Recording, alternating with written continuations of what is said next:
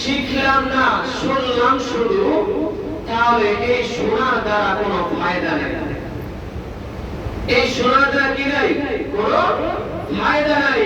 সূরা মুমিন খুলবেন, খোলার পর দেখবেন আল্লাহ তাআলা এখানে মুমিনদের যারা সফল কাম হয়েছে কয়টার কথা বলছে। قد أفلح المؤمنون সফল কামটা হয়েছে والذين هم في صلاتهم خاشعون যারা সালাত আদায় করেছে খুশুর সাথে, যারা সালাত আদায় করে ঈমানের সাথে, যারা সালাত আদায় করে আল্লাহ তাআলাকে পাওয়ার জন্য তারা সফল কাম হয়ে গেছে। দুই নম্বর বলেন والذين هم عن اللغو معرضون যারা কথাবার্তা অনর্থক কথাবার্তা বলে না, যারা অনর্থক কাজ কাম করে না, তারা সফল কাম হয়ে গেছে। তিন নম্বর আল্লাহ বলেন ওয়াল্লাযীনা হুম লিযাকাতি ফাঈলুন যারা যথাযথভাবে যাকাত আদায় করে দেয়, যারা এক টাকা দিয়ে আরেক টাকা আটকায় রাখে, ওই শ্রেণী লোকদেরকে আল্লাহ বলে নাই। আল্লাহ এখানে বললেন ওয়াল্লাযীনা হুম লিযাকাতি ফাঈলুন যথাযথভাবে যাকাত আদায় করে দিবে, যতটুকু আসছে ততটুকু দিয়ে দিবে। আল্লাহ বলেন তাদের জন্যই কদ আফলাহাল মুমিনুন, তারাই সফল কাম হয়ে আবার সামনে দাঁড় হবে। সুবহানাল্লাহ। এক নাম্বার আজকে থেকে শিক্ষা নিলাম, নামাজ আদায় করতে হবে আল্লাহকে পাওয়ার জন্য। দুই নাম্বার হলো অনর্থক কথাবার্তা বলবো না, অনর্থক কাজগুলো করবো না। তিন নাম্বার হলো রমজান মাস আসছে, এই বছরের যাকাতগুলো আমরা হিসাব করে পাই মানুষকে দান করে দিব।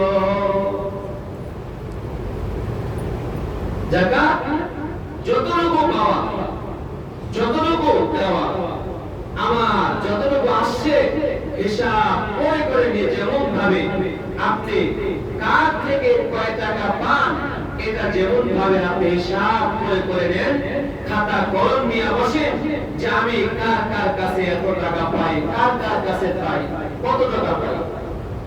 অর্থাৎ রমজানের আগে আপনি হিসাব নিয়ে বসেন না যে কত টাকা পাইতেছি, কত টাকা আমি আমার শ্রমিকদেরকে দিতেছি, কাজের লোকদেরকে দিতেছি।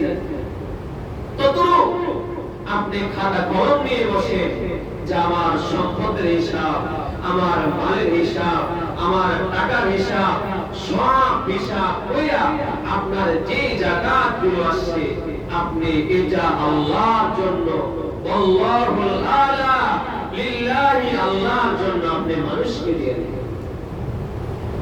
তো যাকাত আমরা এটা কেমন মনে করি যে আমি সোনার সাথে দান করি, ভাই এটা দান না, এটা কি না, এটা দান না, এটা গরিব আপনাদের থেকে পাও না, এতিম মিসকিন ফকির এটা আপনাদের থেকে তারা পাও না, আপনাদের থেকে পায়, আপনি পান না। আপনারা মনে করতেছেন আমি যেমন দান করি অন্যান্য সময়, এই যাকাতটা অন্য দানের মতো দান নয়, এটা পাওনা দান তারা, অর্থাৎ তারা পায়, আপনি তাদের পাওনাকে বুঝিয়ে দিবেন। আপনার থেকে আপনার 1 লক্ষ টাকা এক বছর আপনার কাছে জমা আছে, এই 1 লক্ষ টাকা, 1 লক্ষ থেকে 2,500 টাকা এতিম মিসকিন গরিবরা আপনার থেকে পায়, এটা দান না, পাওনা টাকা আপনি দিবেন। যাকাতের ক্ষেত্রে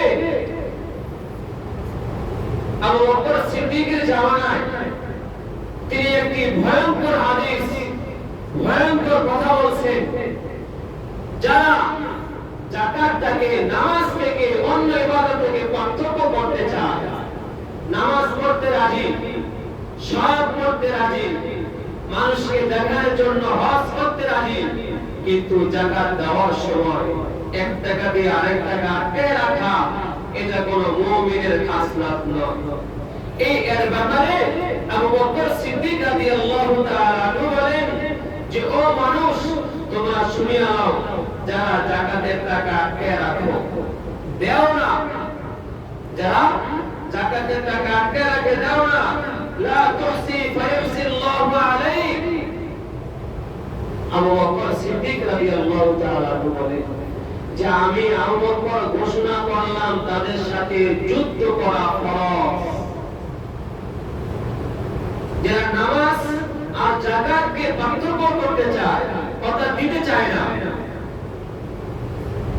আবু বকর সিদ্দিক বলেন যে আমি এদের সাথে যুদ্ধ করার ঘোষণা করলাম। আবু বকরের খিলাফতের আমলে বলছে যে গোত্রের লোকগুলো যাকাত দেবে না, যে মহল্লা থেকে যাকাত আসবে না, এদেরকে হুঁশিয়ার করে দাও, আমি আবু বকর তাদের সাথে যুদ্ধ করব।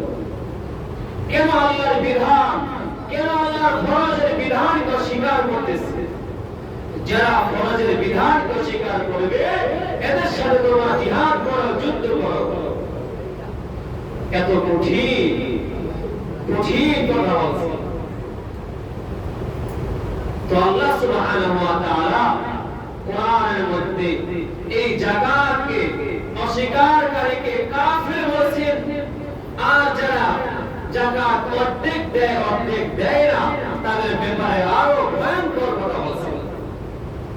আল্লাহ সুবহানাহু ওয়া তাআলা বলেন সূরা তাওবা, আল্লাহ সুবহানাহু ওয়া তাআলা 34 নম্বর আয়াতে বলেন ওয়াল্লাযীনা ইয়াকনিসুনা আয-যাহাবা ওয়াল ফিদ্দাতা ওয়ালা ইউনফিকুনাহা ফি সাবিলিল্লাহ। ওয়াল্লাযীনা ইয়াকনিসুনা আয-যাহাবা ওয়াল ফিদ্দাতা, যারা যাকাতকে অস্বীকার করে, যারা স্বর্ণ রূপা জমা করে আল্লাহর রাস্তায় খরচ করে না, অর্থাৎ যাকাত আদায় করে না, তাদেরকে আপনি কঠিন শাস্তির সংবাদ দিয়ে, কঠিন শাস্তির সংবাদ দেন। আল্লাহ তাআলা সূরা তাওবা 34 নম্বর আয়াত আল্লাহ বলেন والذين يكنزون الذهب والفضة ولا ينفقونها في سبيل الله فبشرهم بعذاب أليم। হে নবী, আপনি তাদেরকে জানাই দেন, তাদের ঘোষণা শুনে দেন, ফাবাশশিরহুম বিআযাবিন আলীম। যারা স্বর্ণ, যারা রূপা, যারা ধন সম্পদ জমা করে রাখে, ফি সাবিলিল্লাহ আল্লাহর রাস্তায় খরচ করে না, যাকাত দেয় না, ফাবাশশিরহুম বিআযাবিন আলীম, তাদের জন্য যন্ত্রণাদায়ক শাস্তি অপেক্ষা করতেছে। তাদেরকে জানাই দেন। আল্লাহ তাআলা কোরআনে বলেন ইয়াউমা ইউহমা আলাইহা ফি নারি জাহান্নাম ফাতুকওয়া বিহা জিবাহুহুম ওয়া জুনুবুহুম ওয়া যুহুরুহুম হাযা মা কানতুম লিআনফুসিকুম ফাযুকু মা কুনতুম তাকনিজুন। আল্লাহ কঠিন আয়াত বলছেন, কঠিন আয়াত বলছে।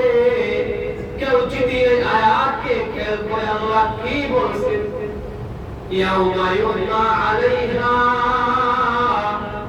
আল্লাহ বলেন যারা এই স্বর্ণকে জমা করে রাখলো, যারা রূপাকে জমা করে রাখলো, যারা সম্পদকে জমা করে রাখলো, আল্লাহ বলেন ইয়াউমা ইউহমা আলাইহা ফি নারি জাহান্নাম ফাতুকওয়া বিহা, তাদেরকে ওই সম্পদগুলোকে আল্লাহ তাআলা জাহান্নামের আগুন আনা হবে, ফাতুকওয়া বিহা জিবাহুম ওয়া জুনুবুহুম ওয়া যুহুরুহুম, আল্লাহ বলেন তাদের কপালে জাহান্নামের আগুন দ্বারা সেক দেওয়া হবে, তাদের পাঁজরে সেক দেওয়া হবে, তাদের হাড়ের মধ্যে সেক লাগানো হবে, জিবাহুম ওয়া জুনুবুহুম ওয়া যুহুরুহুম। এই আয়াতের তাফসীরে লেখক বলে একটা আয়রনকে যেরকম ভাবে জামা করার আগে একটা আয়রনকে যেরকম ভাবে হিট করানো হয়, হিটটাকে হালকা করে না কঠিন করে, কি করে? জামা করার আগে, আয়রন করার আগে ওই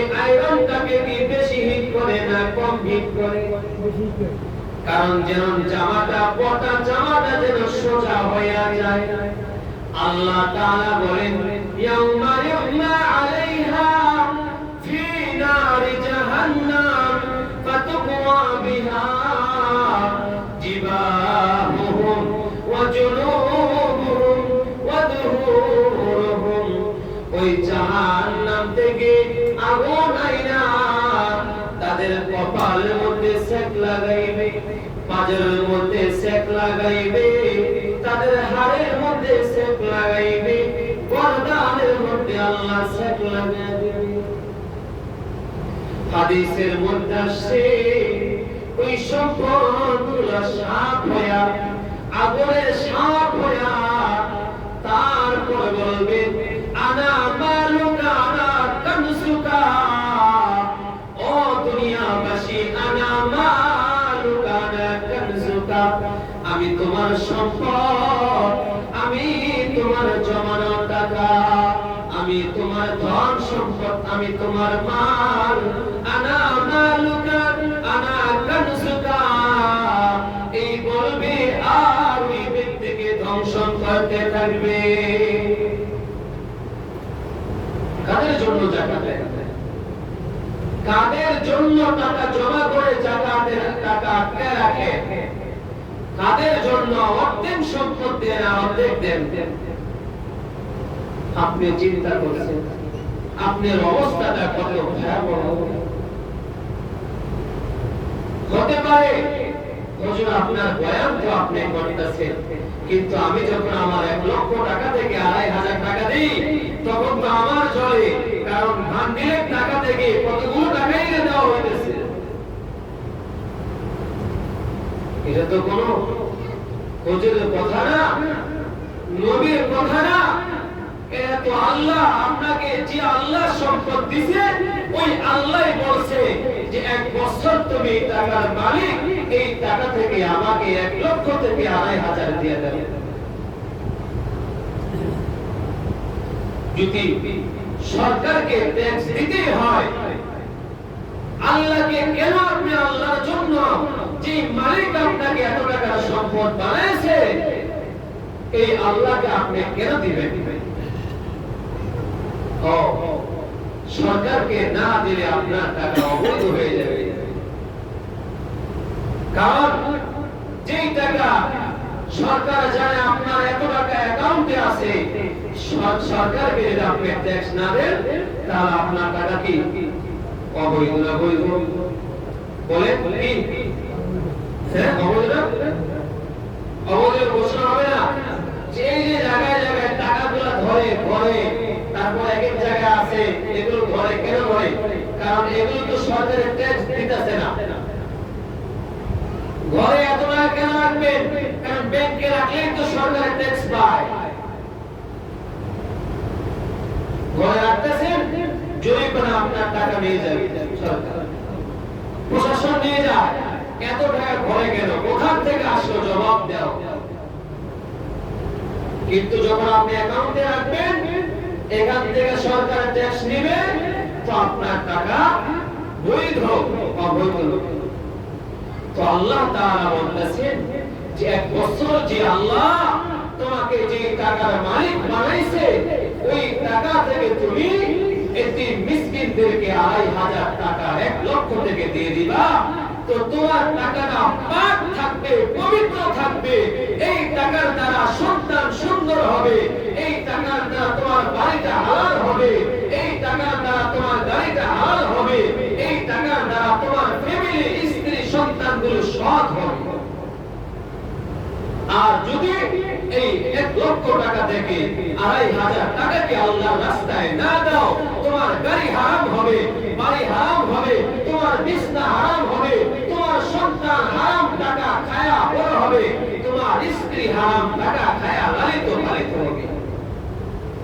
তাহলে তুমি কেন তোমার হারাম টাকা দিয়া, কেন তোমার এই হারাম টাকা 1 লক্ষ টাকা থেকে 2,500 টাকা দিলে আল্লাহ বলছে হালাল হবে, তোমার সব সম্পদ হালাল হয়ে যাবে, তুমি কেন 2,500 টাকাকে বকিলগিরি কইরা তোমার সব সম্পত্তি কেন তুমি ধ্বংস করতেছ?